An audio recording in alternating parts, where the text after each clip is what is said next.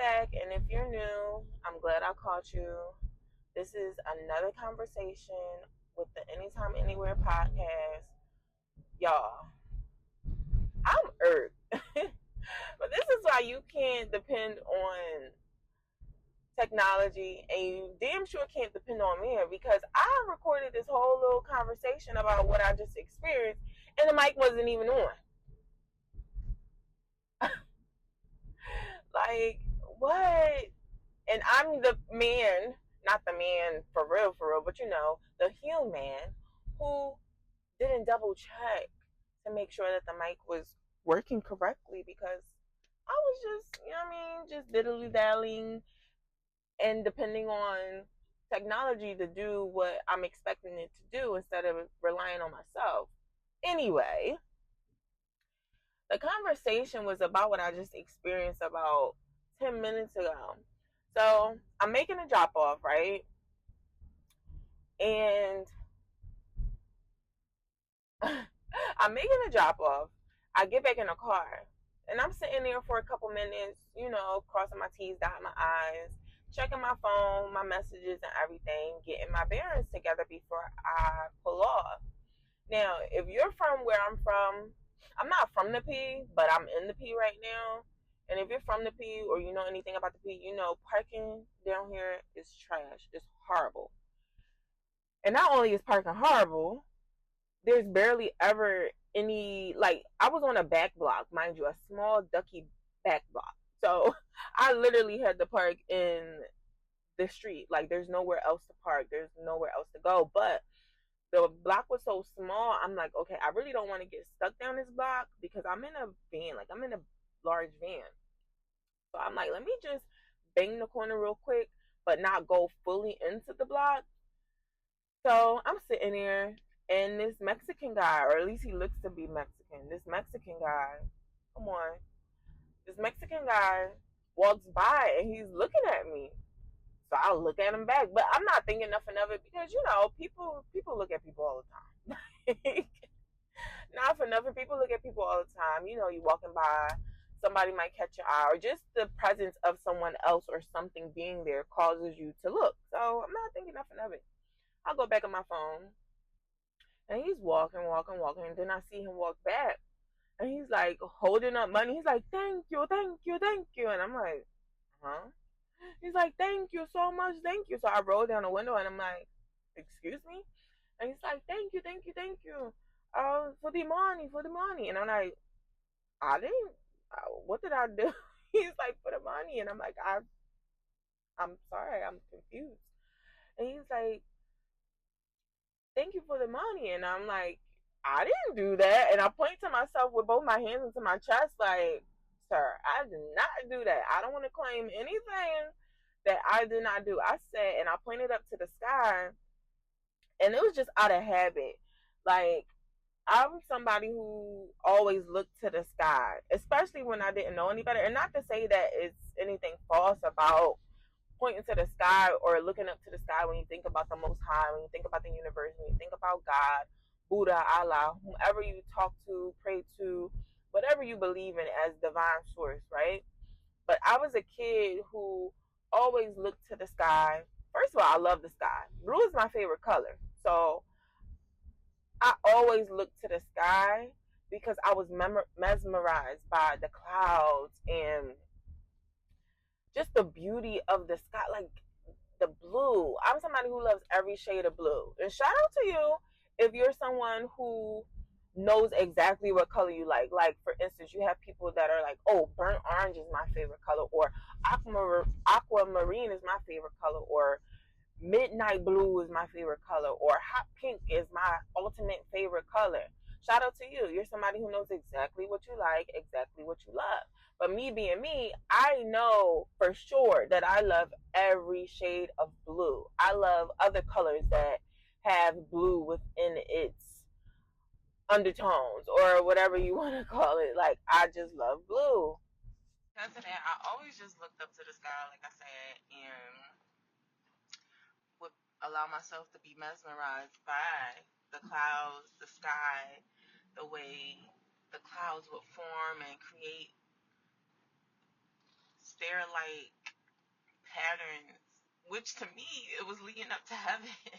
Like, you couldn't tell me that the clouds, especially with the backdrop of the sun, like when it did that purplish, orangish, that gradient effect, oh my God, it's like chef's kiss. Like, you couldn't tell me it wasn't God showing me, like, hey, you're this close to heaven. Like, it's a lot of stairs you gotta climb, but you can get to heaven. These are the stairways to heaven. And I've heard songs and different things talk about that. So, again, like, I always thought that, heaven was in the sky, God was in the sky, and there was for sure a path and a leeway, stairs in this case, created by the clouds, going up to the sky. So, yeah, blue is my favorite color. I always looked up to the sky. Always, even still, now to this day, like, I love looking at the sky. And I've been telling myself to look more up at the sky versus what's going on right in front of me or down at the ground. Because although I looked up to the sky when I was a kid, I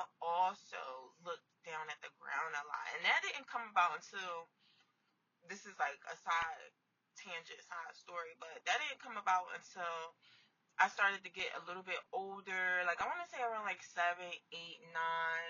And certain experiences caused me to, I don't know, like, I started to become way more reserved, way more shy, way more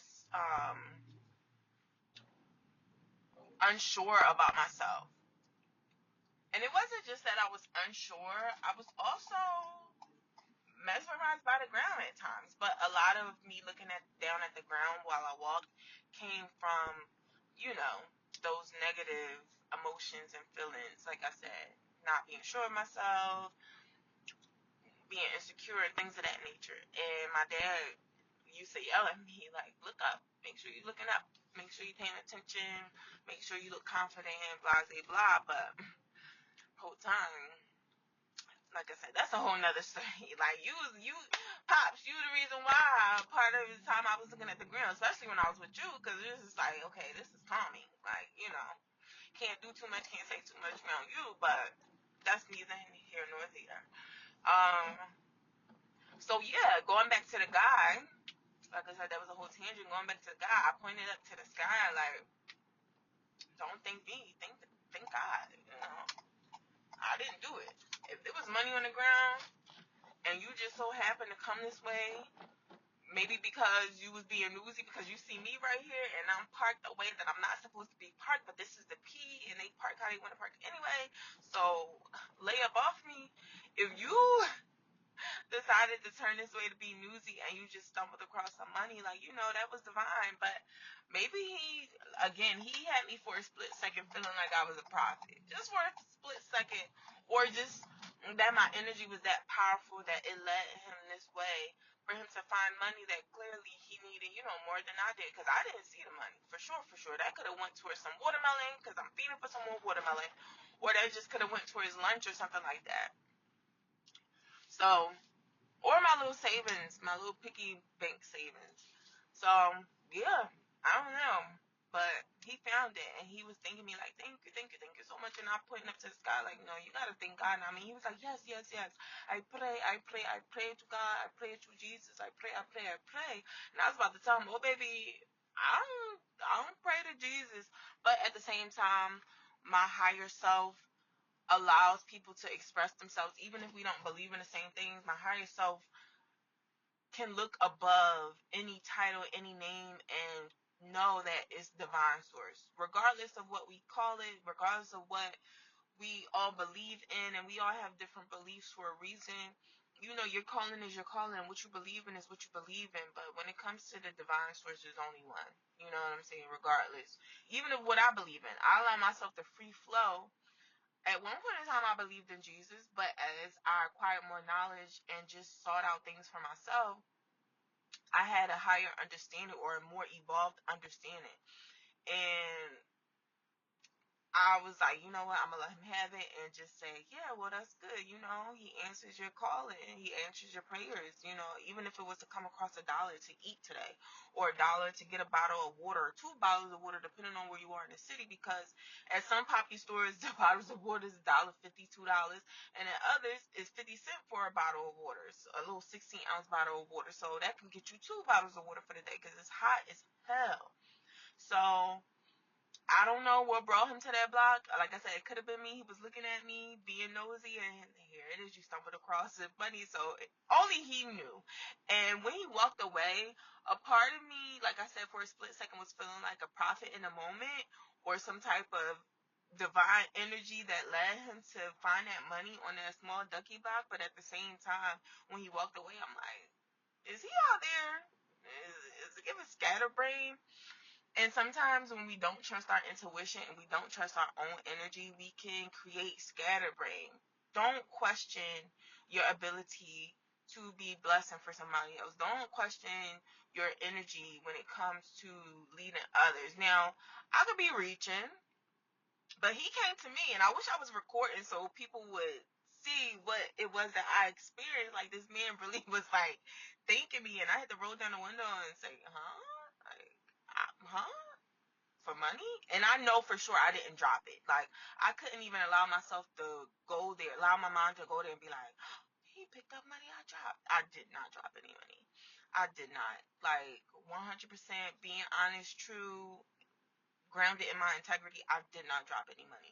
So I know that money was there for him, and he was just so happy, and he damn near kissed the money up to God. I tell my niece to do that, kiss it up to God if it falls on the ground. But 5 second rule. But yeah, he was so grateful, so thankful, and I just had to redirect him. Like, even if it was my energy that brought him to that block to be newsy, to look and see what I was doing and why I was parked and the way I was parked and doing what I was doing, it still was not me.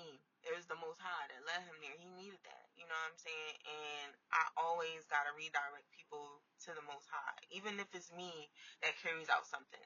I'm only carrying this out and through because of the Most High, because of my ancestors, because of my benevolent spirit guides and ancestors, Heavenly Mother and Father, that brings me and allows me to do so, that gives me the ability. So I just wanted to share that, quick little experience. It had me like, hold on, what shall you call me? I felt like, I was doing the Lord's work, but I was a little confused as to what I actually did. But like I said, he was just looking, being nosy. And like I said, I brushed it off at first, like, he just worried about what I'm doing. Like, chill. I'm going to back out the block safely, and the roads will be clear. But he doubled back, and he's like, thank you, thank you, thank you. I wish I would have saw where he picked it up from. I damn sure didn't see that money, but it's all good. He needed it. But yeah, I just wanted to share that with y'all. But I'm gonna close out with that. This has been another conversation on the Anytime Anywhere podcast, where you're liable to hear anything at any time. I'm just being me, and that's all I can be, and that's what it's gonna be. Don't forget to like this video, or what you're listening to. It is in video form, but it is, however, a recording. Don't forget to like this recording, comment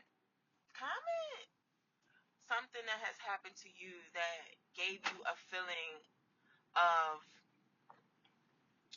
self-proclaimed, can I talk? Self-proclaimed prophecy. It's Mercury retrograde, so don't do me, a little stutter. But leave below an experience you had recently or any time where you felt like you were given profits, or you know for sure that it was your energy that led someone to something great, or you were able to assist someone in a blessing or a gift, some way, somehow. Leo energy, the new moon in Leo has just passed, but I'm still feeling that energy where we gotta do more as a collective of bigging ourselves up and realizing our gifts. You know what I'm saying? And it's not to rest in your ego and to put others down, but it's to lift yourself up and to proclaim your greatness. Proclaim your greatness. Oh, I can go.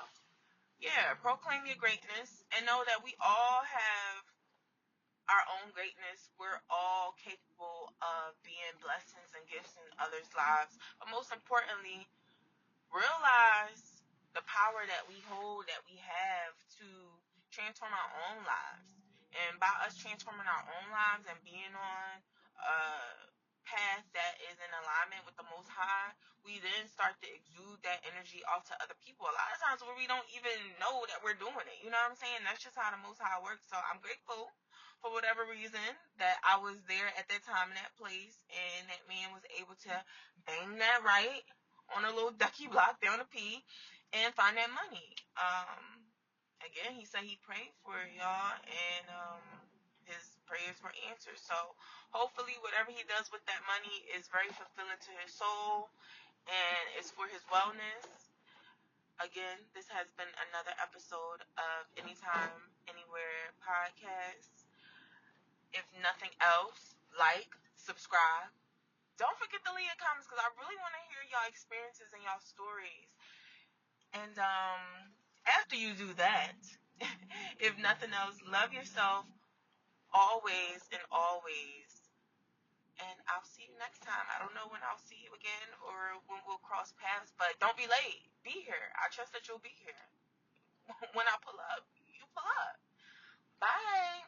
Mwah.